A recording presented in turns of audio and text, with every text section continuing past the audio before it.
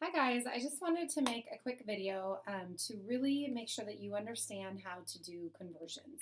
Okay, so let me say a few things about conversions. First of all, use a calculator. Second of all, use the conversion charts. I'm going to post them on Google Classroom. You can also find them in the textbook on page 186 and then page 186 and page 194. Okay, so 186 and 194. When you go to take your test, I will have the conversion charts ready for you. So let me show you how to do this. To do the conversions, we are going to set up proportions, and then we have to cross multiply. So right now, you're kind of learning how to set up the proportions, and then you're either learning or reminding yourself how to cross multiply. Okay, so here is the problem. An average brain weighs 3 pounds, and they want to know how much in ounces. Okay, so here's what I do. I go to my conversion chart and I find any information I have that tells me pounds to ounces or ounces to pounds. It truly doesn't matter which one. Now, the more you practice this, the more you're going to find one way works better than the other, but for now, just anything that says pounds and ounces. So I go to my conversion chart, okay, and on my conversion chart, I see that 1 pound is 16 ounces. So I write that 1 pound over, so I'm comparing it, 16 ounces. Write your units because we need to match up the units on the other side. So if you have them written down, it really helps you not make as many mistakes. Okay, so we're going to set that equal to, so this is the situation in 1 pound, 16 ounces. So I want to know how much 3 pounds is. And I'm going to write X ounces. Okay, because that's what I'm trying to find. So I've set up my proportion, and you set them up the same way every time. The things that you need to realize is pounds and pounds should match up, top and top, or bottom and bottom. Ounces and ounces should match up, top and top, or bottom and bottom. You can flip this one if you flip this one. The important thing is everything in the top should be the same unit, everything in the bottom should be the same unit. Okay, and you're finding this information from your conversion chart. Okay, so that's part of it. Now, let's take the time to cross multiply. If you have a calculator, which you're allowed to on this math, all you do is you find the two numbers that are across from each other. These two are not two numbers because this is an X.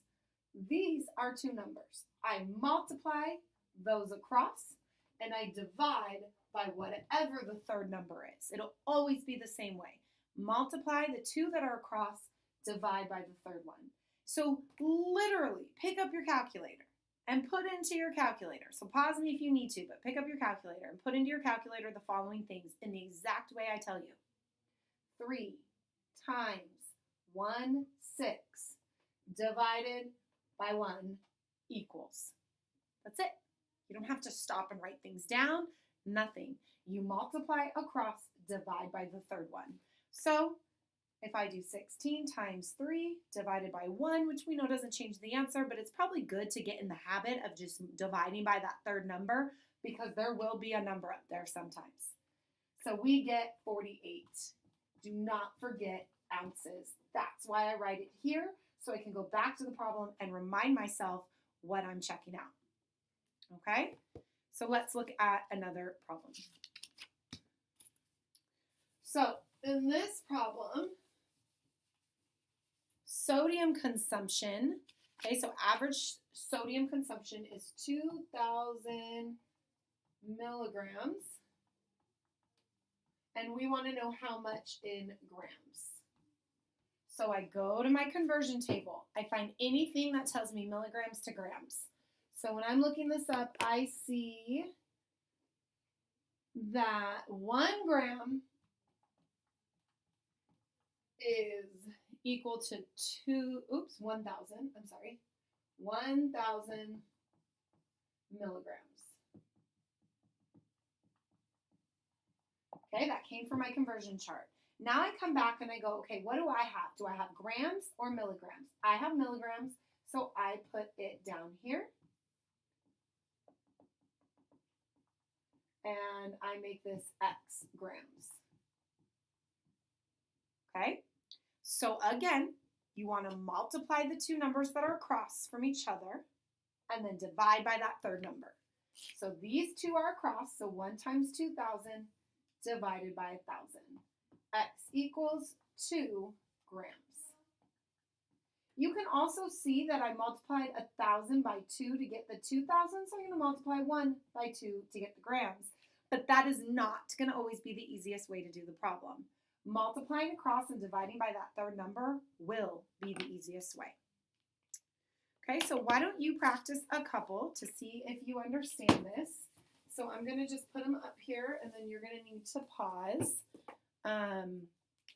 Please turn 6 feet into inches. Turn 40 ounces into cups. Turn 2 liters into milliliters. And turn 350 centimeters into meters. And notice, inches, cups, milliliters, meters. Okay, so use your conversion chart from page 186. Pause and try this. Okay, let's get you the answers and see how you did. 6 feet is 72 inches. This would be 5 cups. This is 200 milliliters. And this is 3.5 meters. Hopefully you got them right and you're getting it. If at this point you're not getting them right, you need to email me and let me help you and see what you're doing wrong, okay? Because I'm about to make this a tiny, tiny bit harder. So we've been working from the conversion chart on page 186. All the numbers here are like whole numbers, 2, 4, 8, 16,000. We're going to move to the conversion chart on page 194, and you're going to notice there's a lot of decimals, okay?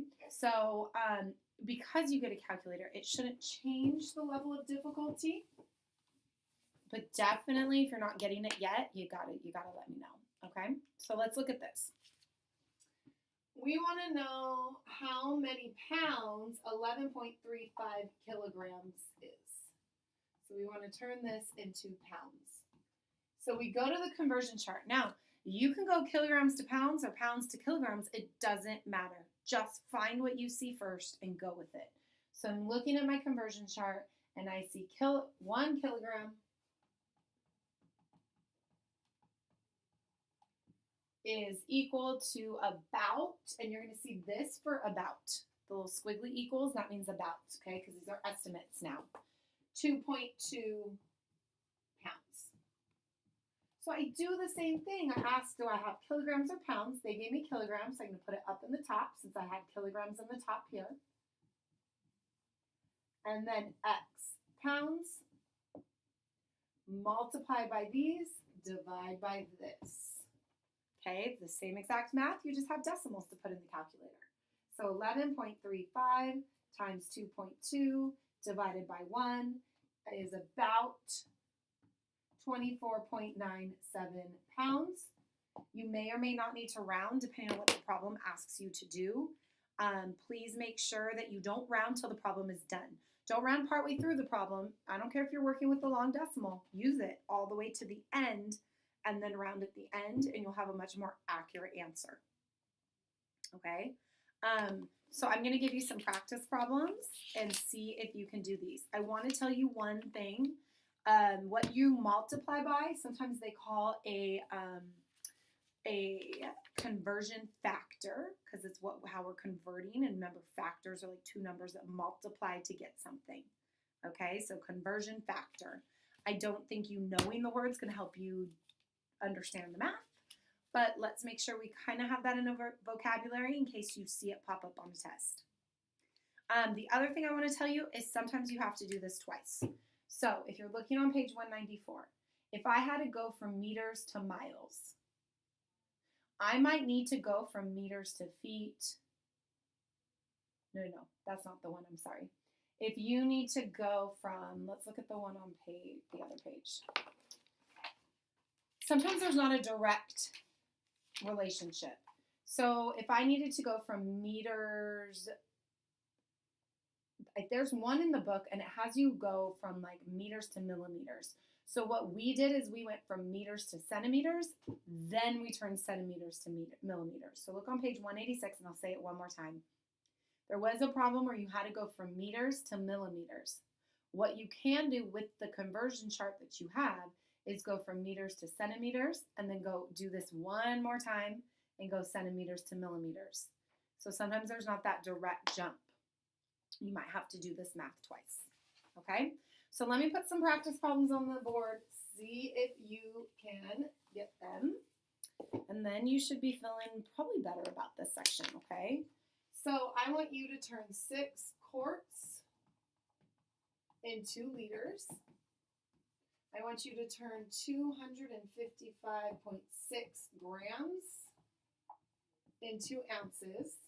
Okay, remember these are approximations because it's not perfect math here. Turn 14 feet into meters and turn 7 liters into quarts. Okay, so pause the video, use the conversion chart on page 194 for this, and then let's see if you got them right.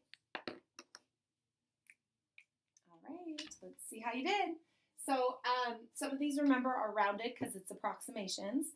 So 5.676, 8.946 ounces, 4.27 meters, 7.42 quarts. All right, hopefully you did great. If you were just maybe 0.01 off or something, you just need to work on your rounding. If you're really not getting it, please email me and I can send you more information. And I will see you all soon. Good luck.